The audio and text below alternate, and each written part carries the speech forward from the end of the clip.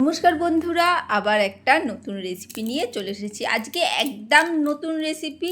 আজকে থোড়ের একটা রেসিপি। এত সুন্দর থোড় যে হবে, নিরামিষ অবশ্যই। অনেকটা কাটা হয়ে গেছে, লাস্টে ভাবলাম ভিডিও করা হয়নি, তাই থোড়টা ওই অল্প অংশটাই ভিডিও করে নিলাম।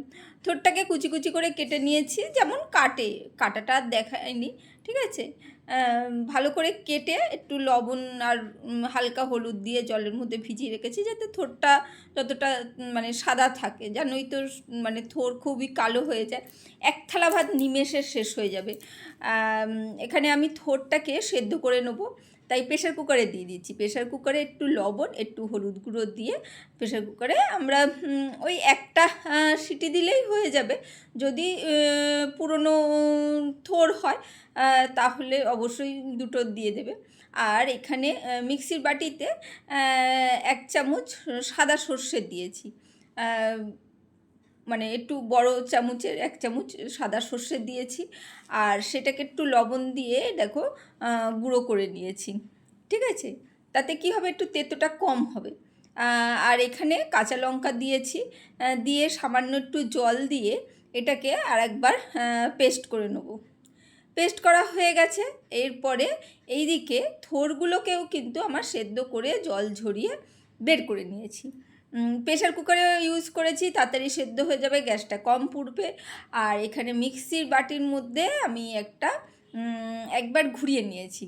ঘুরিয়ে নেওয়াতে দেখো থোড়গুলো এইভাবে কিছুটা কিন্তু দানা দানা থোড়গুলো রয়েছে, ঠিক আছে। হাতে যদি বলো চটকে নিলে হবে, হাতে চটকে নিলে হবে, কিন্তু একটু একবার ঘুরিয়ে নিলে ভালো হয়। কারণ আজকে রেসিপিটা হচ্ছে থোড় বাটার রেসিপি, সেই জন্যে একদম দেখো মিহি করিনি, হালকা হালকা রয়েছে কিন্তু। আর তেল গরম হয়ে গেছে, সর্ষের তেলে করবে অবশ্যই। তেলের মধ্যে থোড় যেটা বেটে নিয়েছি, পেস্ট করে নিয়েছি, সেটা দিয়ে দিয়েছি। দিয়ে এবারে থোড়ের মধ্যে যে জলটা রয়েছে সেটা তো কমাতে হবে, তাই অবশ্যই এটাকে ভালো করে নাড়াচাড়া করতে হবে। আর এটাকে আমি একটা ছোট কড়াইয়ের মধ্যেই করছি। ছোট জায়গায় করলে তাড়াতাড়ি জায়গাটা গরমও হয়ে যাবে, আর ছোট্ট জিনিস, বাটাবুটি জিনিস যেহেতু অল্পই হয়ে যাবে, তাই ছোট জায়গার মধ্যেই করছি। তাতে কি হবে, গ্যাসটাও কিন্তু কম পুড়বে। এই ছোট ছোট জিনিসগুলো একটু মাথায় রাখলেই কিন্তু আমরা গ্যাসটাকে অনেক দিন সাশ্রয় করতে পারি। এর আগেও তোমরা রেসিপিতে আমার দেখেছো, আমি কিন্তু অনেক কিছুই সব কিছুই কিন্তু বেশিরভাগ কিন্তু আমি প্রেশার কুকারেই সেদ্ধ করে নিই। আর ঢাকা দিয়ে তো রান্না করি, এটুকুনি জানো। এইসব জিনিসগুলো একটু খেয়াল করলেই হয়ে যায়। দেখো নাড়াচাড়া করে আমি জলটা শুকিয়ে নিচ্ছি। একটু জলটা শুকানোর জন্য একটু নাড়াচাড়া করে নিতে হবে। একদম এক থালা ভাত নিমেষে শেষ হয়ে যাবে। নিরামিষভাবেই করেছি, কিন্তু তাতেই কিন্তু দুর্দান্ত খেতে হবে কিন্তু। দেখো ওই একটু নাড়াচাড়া করে যেটুকুনি জল শুকাতে সময় লাগে সেটুকুনি শুকিয়ে নিতে হবে। এখানে একটু গুড় দিয়ে দিয়েছি, আর গুড় দিয়ে নাড়াচাড়া করে নিচ্ছি ভালো করে। তোমরা চিনি দিতে পারো, আর যেহেতু ওই সেদ্ধ করার সময় লবণ দেওয়া হয়েছিল, তাই আমি কিন্তু এখানে আর লবণটা ব্যবহার করিনি। কারণ থোড়টা নাড়াচাড়া করতে করতে কিন্তু থোড়টা আরও কমে যাবে। এর ওপরে যদি আমি একটু লবণ দিই তাহলে কিন্তু লবণের ভাগটা বেশি হয়ে যাবে, সেই জন্যে কিন্তু আমি লবণ দিইনি। তোমরা অবশ্যই চেক করে নেবে, চেক করে লবণটা দেবে। আর গুড়ের বদলে চিনি দিতেই পারো।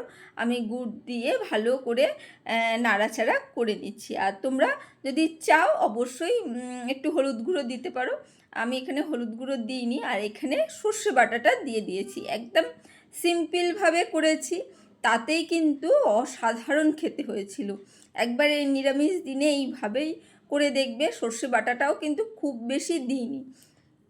সর্ষে বাটাটা দিয়ে এবারে আবারও সুন্দর করে নাড়াচাড়া করে নিচ্ছি, একটু মিশিয়ে ভালো করে নাড়াচাড়া করে নেবো। সর্ষেটা বেশিক্ষণ নাড়াচাড়া করব না, এই যে যেটুকুনি জল রয়েছে সেটুকুনি আর একটু শুকিয়ে নিয়েছি। দেখো সুন্দর করে, ব্যাস আমার কিন্তু রেডি হয়ে গেছে থোড় বাটা। অবশ্যই গরম ভাতে ট্রাই করো, এক থালা ভাত কিন্তু নিমেষেই শেষ হয়ে যাবে। কেমন লাগলো কমেন্ট করে জানাতে ভুলো না।